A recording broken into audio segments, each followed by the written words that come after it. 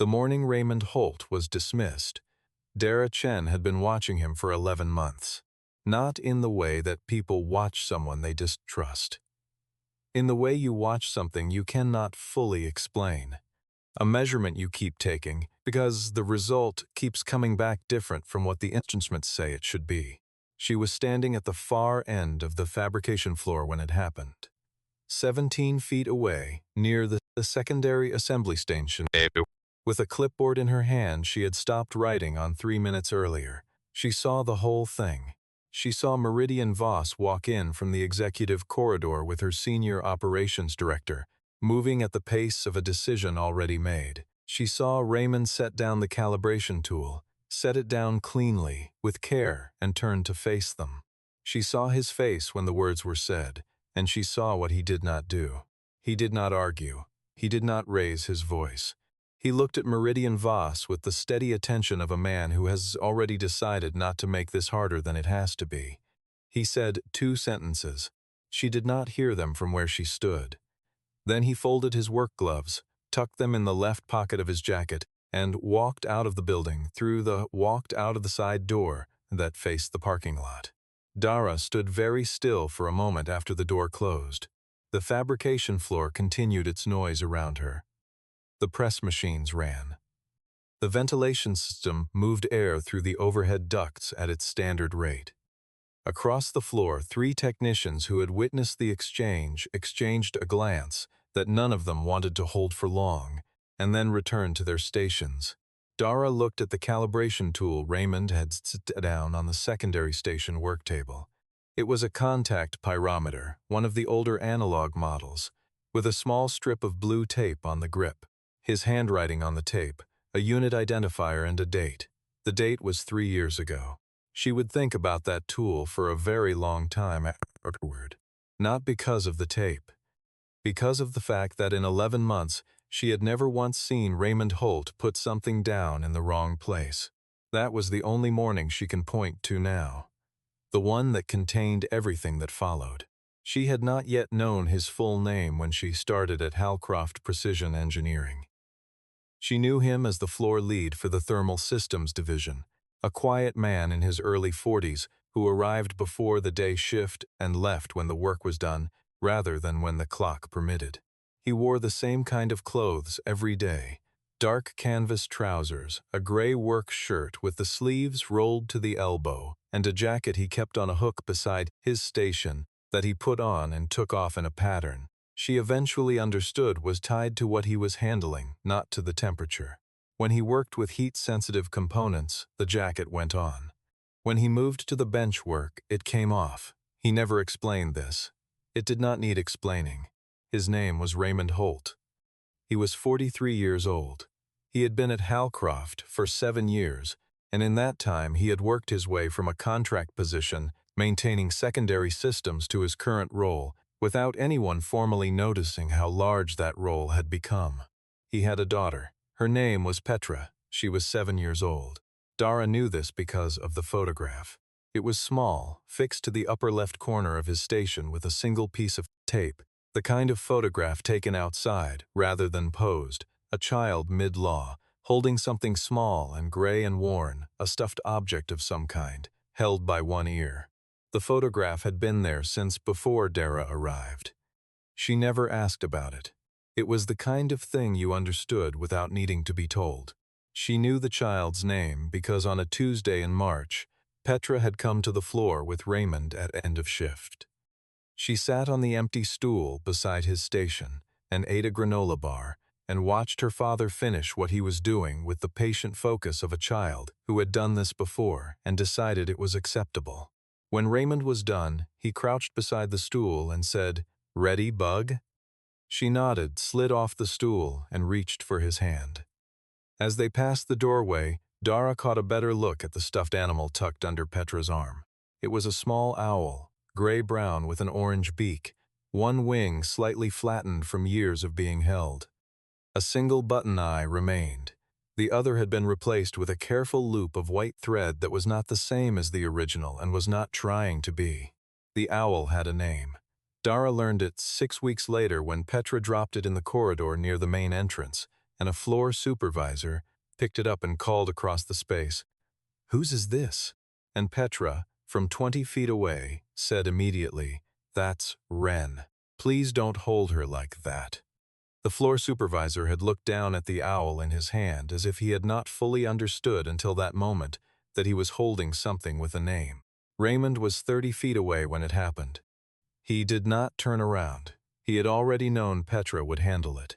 This is the thing Dara kept trying to explain to people afterward. When the story broke and people wanted the simple version. There is no simple version. There is only what she witnessed over 11 months on that floor, and what she understood from it, and what happened when the person she had been watching was no longer there to be watched. The morning that Raymond arrived on the day of his dismissal, Dara was already at her station. It was 6:43. She was the only other person on the floor. She watched him come through the side entrance with his jacket over his arm and a small paper bag that she recognized as being from the bakery 2 blocks south on Clement Street. He went to his station. He put on the jacket. He set the paper bag on the corner of the work table and did not open it yet. She had seen him do this before. He would set the bag down and work for an hour before he ate. It was not a rule. It was simply how he started a day. She looked at the thermal management system he had been refining for the past 4 months. The Halcroft M-Series Propulsion Test Unit. The most technically demanding project the company had taken on in a decade, commissioned by a defense contractor whose name appeared in Halcroft's filings under a reference number rather than a proper noun. The unit was 7 feet long and weighed 311 pounds. It had a thermal transfer system built around a sequence of microchannel plates Raymond had designed by hand, the tolerances smaller than anything in the company's existing documentation. Dara was a mechanical systems analyst. She had come from a larger firm in Seattle with 11 years of experience. She was not, by any honest measure, easily impressed. But in 11 months of watching Raymond work on that system, she had reached one consistent conclusion, which she had not yet said aloud to well-received because she was not certain it would be well it worked, and she did not think anyone else at Halcroft did either. She did not think anyone else at Halcroft did either.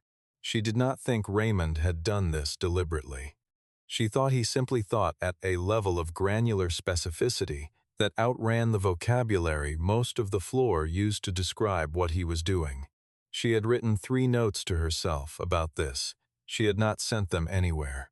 The morning continued. The day shift arrived at 7. By 8:15, the floor was running at normal capacity.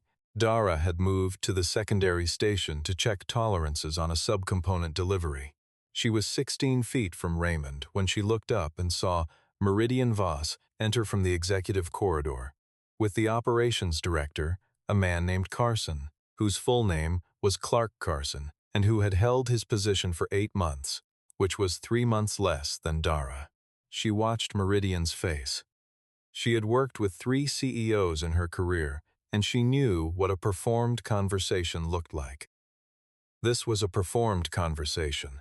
The decision had been made elsewhere and was being delivered here because this was where it had to be delivered. She saw Raymond set down the calibration tool.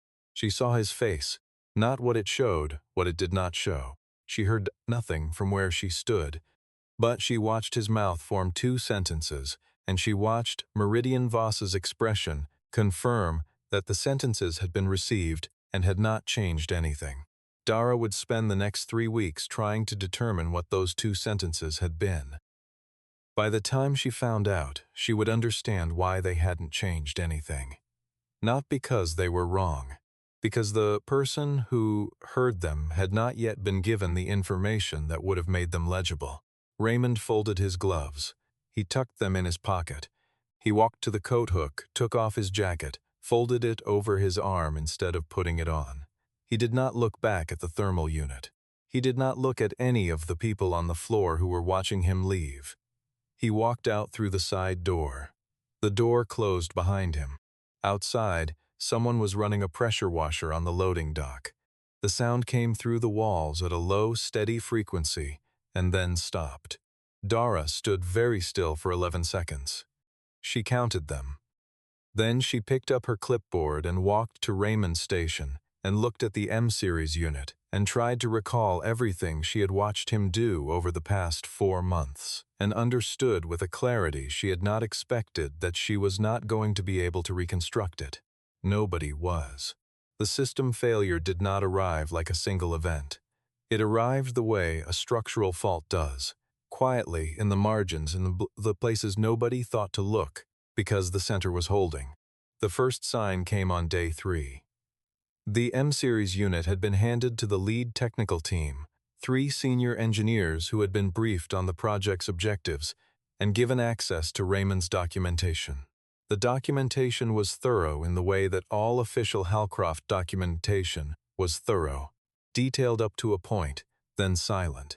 The silence in this case was approximately 80 pages of operational knowledge that lived in Raymond's hands and in 11 years of decisions made too quickly to write down. The senior engineers ran the first thermal load sequence. The unit performed within parameters for 47 minutes.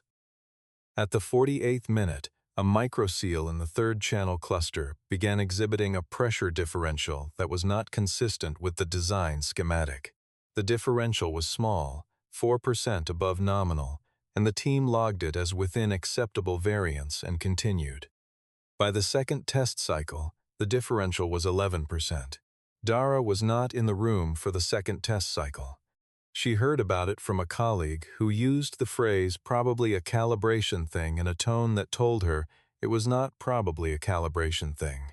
The people they brought in were among the best mechanical systems engineers available on a regional contract. The first team arrived on day 5, 2 engineers from a firm in Portland with 30 years of combined experience in propulsion systems. They spent 6 hours with the unit and produced a thorough report. Their proposed solution, implemented on day 7, did not work. The second team arrived on day 9 from a defense systems contractor in San Diego. They worked for 2 days. They identified the seal ring differential correctly. They did not identify its cause. Their proposed solution was to replace the 3rd channel cluster entirely with a commercially sourced component. Meridian Voss asked the question on day 11. It was the first question she had asked that was not about timeline or client exposure. She asked the lead engineer from the second team what the custom microseal configuration had been designed to do that a commercial component could not replicate. The engineer paused for 3 seconds before answering. His answer was technically honest and completely insufficient. Dara was standing near the corridor entrance when this exchange happened. She saw Meridian's face when the engineer finished speaking. It was the face of someone who has just been given a correct answer to a question they did not actually ask. She would remember that face when everything else came into focus. The people working on that unit were not incompetent. The 2 firms they had brought in had genuine expertise in thermal management systems. The problem was not their capability.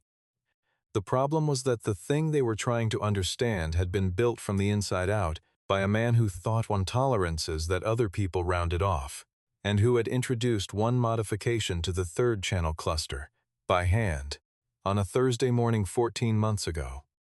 That was not in any version of the documentations because the documentation had been finalized 6 weeks before he made the modification, and he had flagged it to the project log in a single-line note that referred to a drawing number that existed only on a physical sheet in the flat file cabinet at his station. The flat file cabinet was still at his station. Nobody had opened it. Dara opened it on day 12. She had no authority to do this.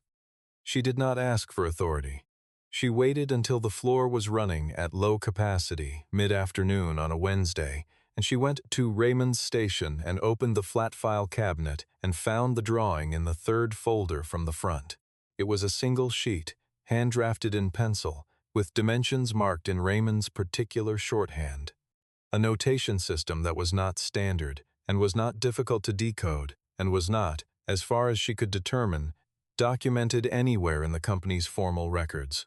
The drawing showed a secondary seal ring, custom dimensioned, with a handwritten note in the margin that said, Compensates for differential expansion in high cycle operation above 340 degrees.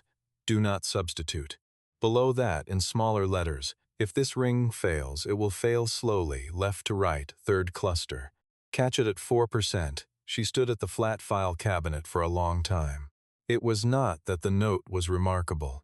It was that it had been there for 14 months, in a drawer that any qualified person on the floor could have opened. And nobody had opened it because Raymond was the person who knew the drawer mattered, and Raymond was no longer in the building. She took a photograph of the drawing. She went back to her station.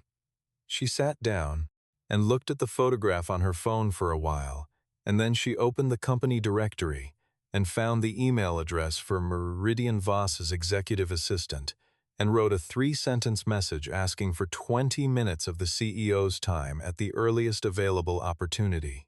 She included the photograph as an attachment. The reply came in 40 minutes. The meeting was the following morning at 7:15. She had not yet thought about what else she was going to say. She had thought about Raymond's face when he walked out, and the calibration tool set down with care on the work table, and the flat file cabinet standing at his station for 12 days with nobody opening it. And she had thought about something else, something she had been turning over for 3 weeks without knowing what to do with it. Dara had a specific kind of memory, the kind that retained details she had not consciously chosen to retain. She had been giving those details a context ever since Raymond left. She remembered a phone call overheard in January. Carson in the corridor near the supply room, his voice low, saying the exposure is manageable as long as the documentation stays clean. She had filed the phrase in the part of her mind where things go that don't yet have a context.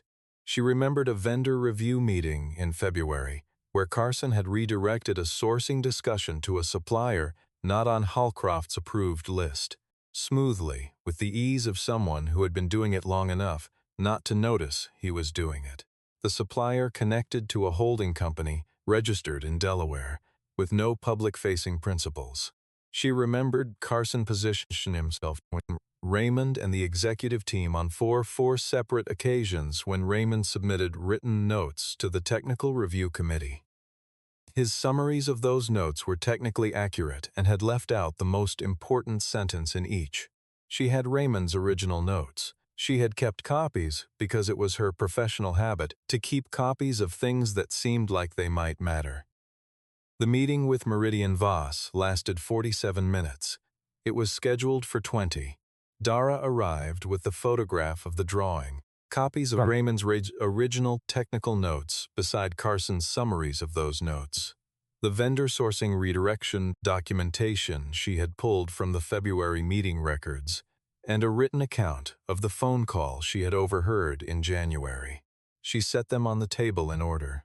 Meridian Voss was 38 years old and had been CEO of Halcroft for 14 months.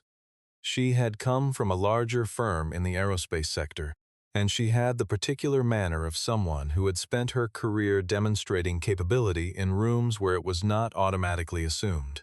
She sat across the table from Dara and read through the documents with the stillness of someone whose mind was moving very quickly while their body was making no announcement of it. When she finished, she was quiet for a moment. She said, "He told me the seal ring would fail slowly." Dara said, "Yes." Those were his 2 sentences. "I believe so." A lamp in the corner of the office cycled through its warming phase and settled into a steadier light. Meridian said, "I was told he had falsified a maintenance log." Dara looked at her steadily. "Was there documentation of that?" A long pause. Carson said there was documentation. "I'd like to see it," Dara said. The documentation, when Meridian's assistant retrieved it from the system, was a single digital record, with a modification timestamp from the previous Monday.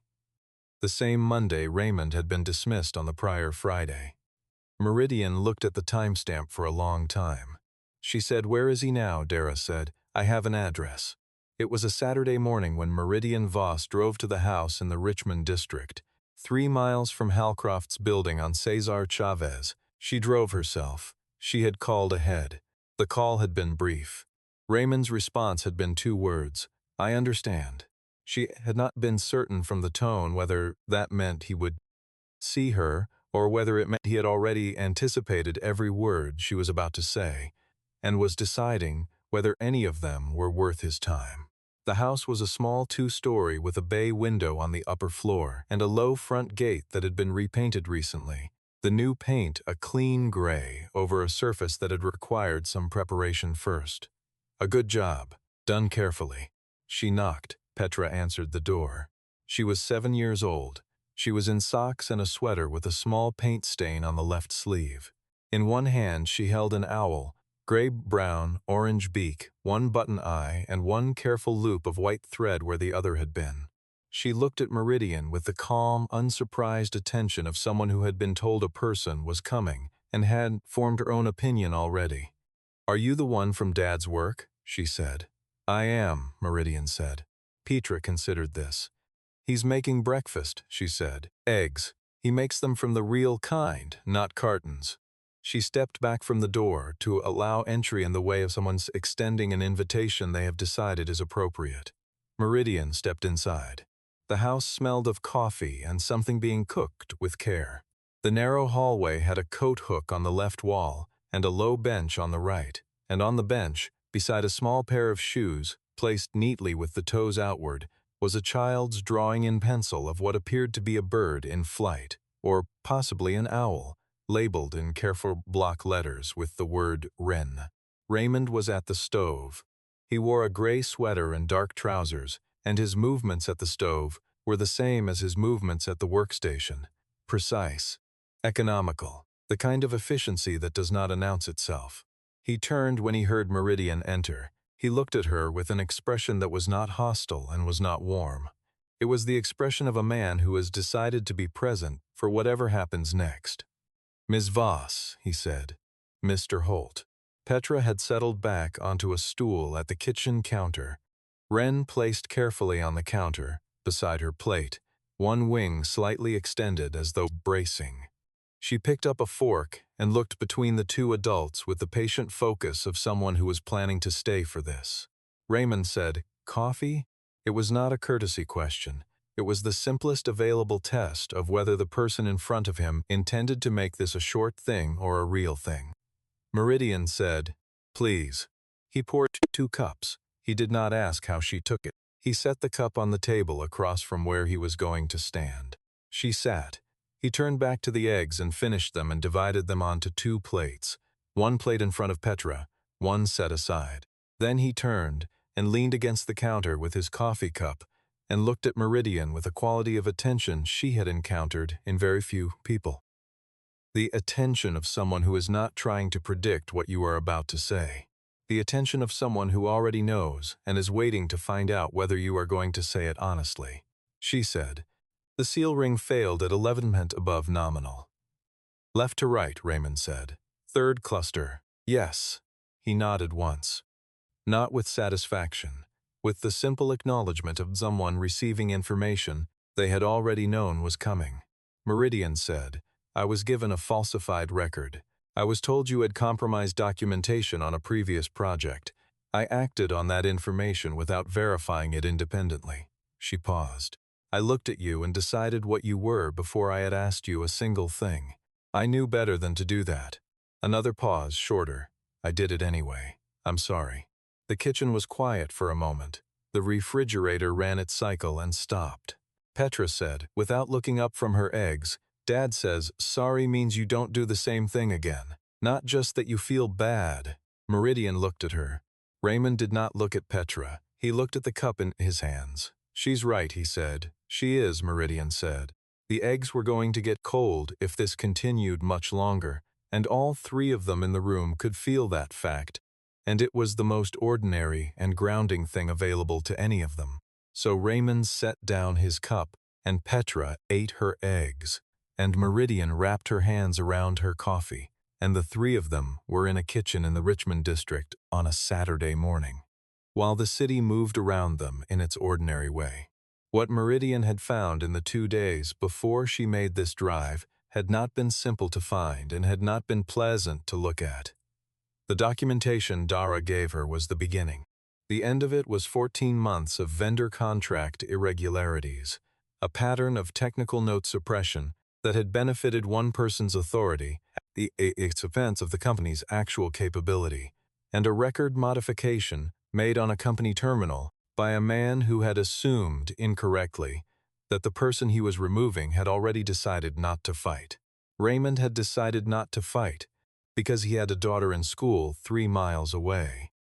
And because he had learned 7 years ago, when the worst possible thing had happened to him, that some conflicts require you to choose which things you will spend yourself on and which you will leave for the record to settle. He had kept the records. He had always kept the records. Dara had not yet understood this when she made the copy of his technical notes. What she found later, what she brought to Meridian's attention in a follow-up meeting, 4 ages after the Saturday kitchen conversation, was that Raymond had kept a parallel personal log of every material decision he had made on the M-Series project, not in the company system.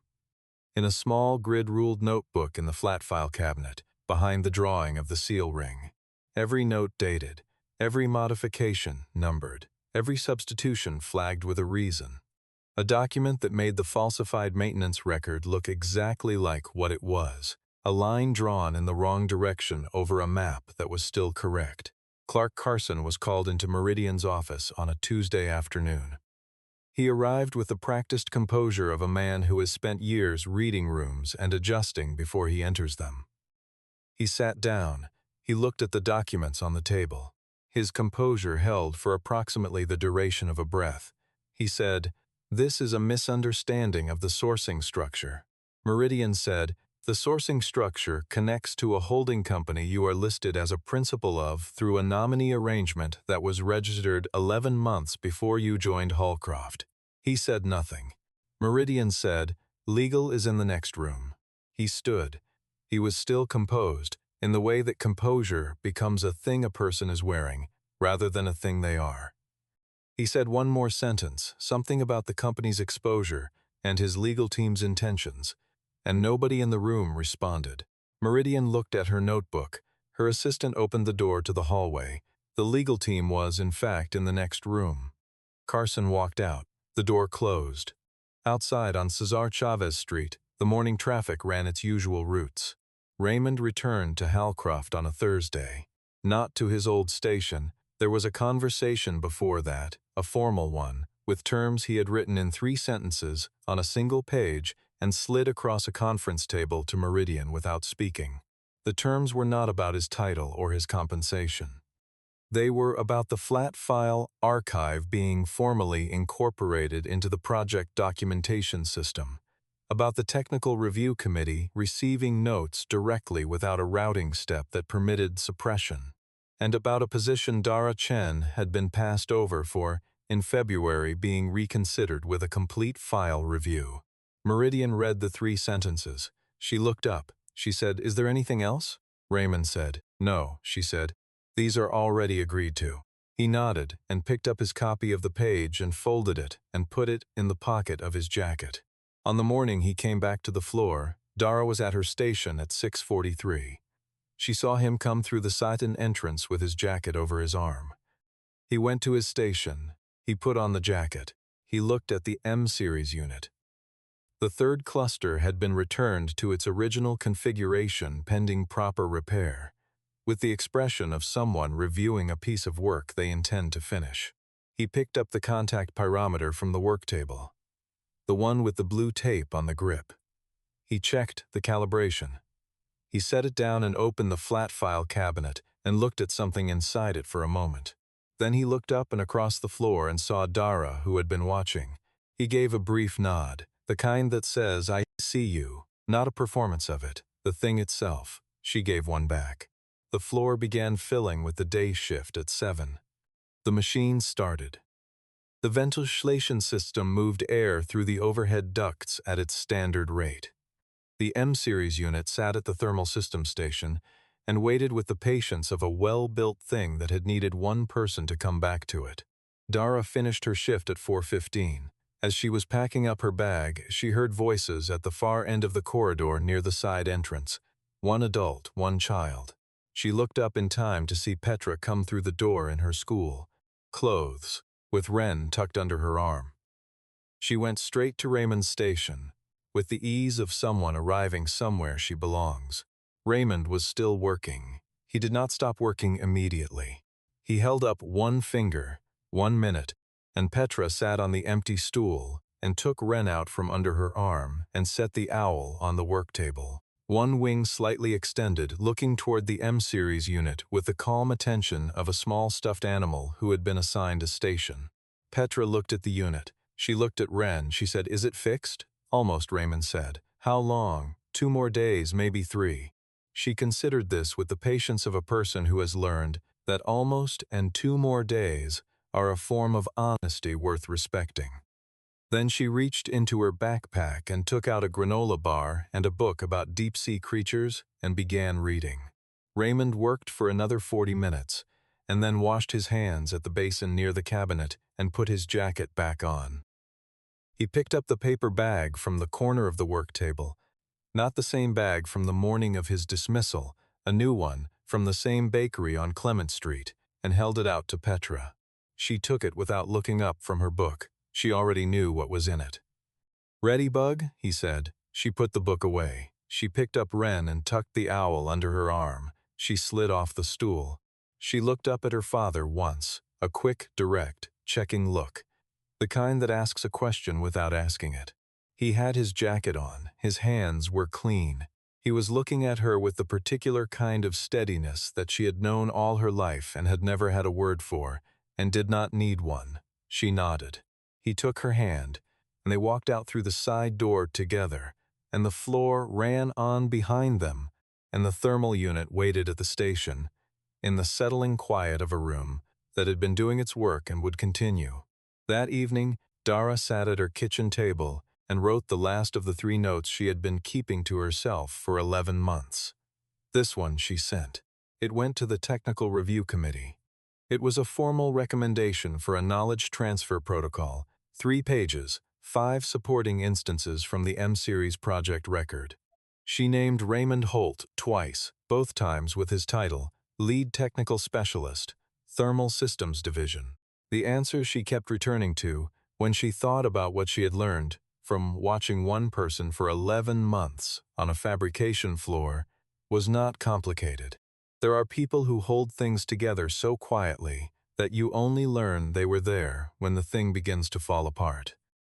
They are not invisible because they chose to be. They are invisible because the people around them never looked at the evidence in the drawer. It was always there. The drawer was never locked.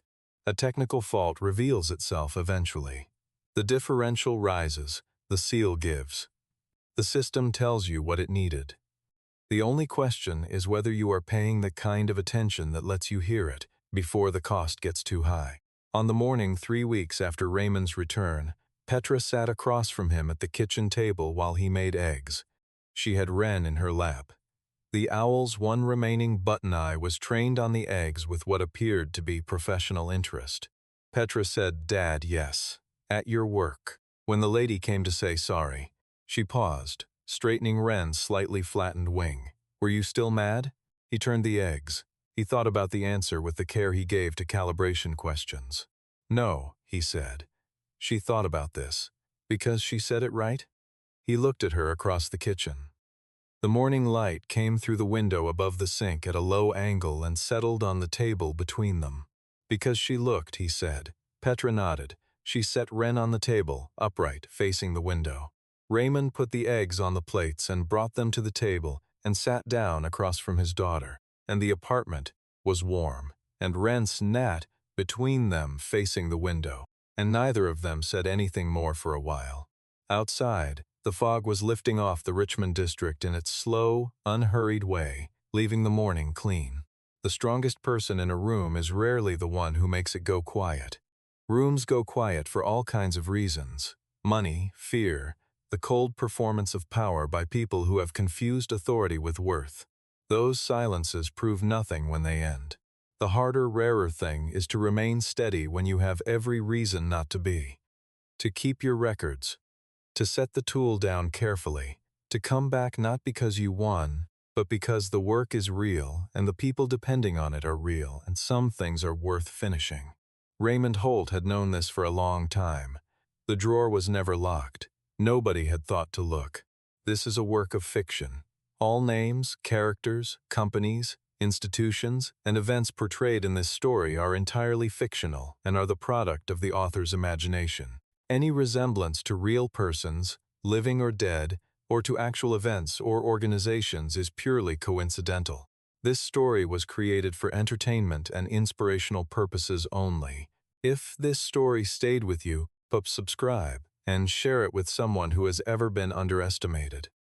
Every week, we tell the stories of the people the world walked past too quickly. They were worth stopping for.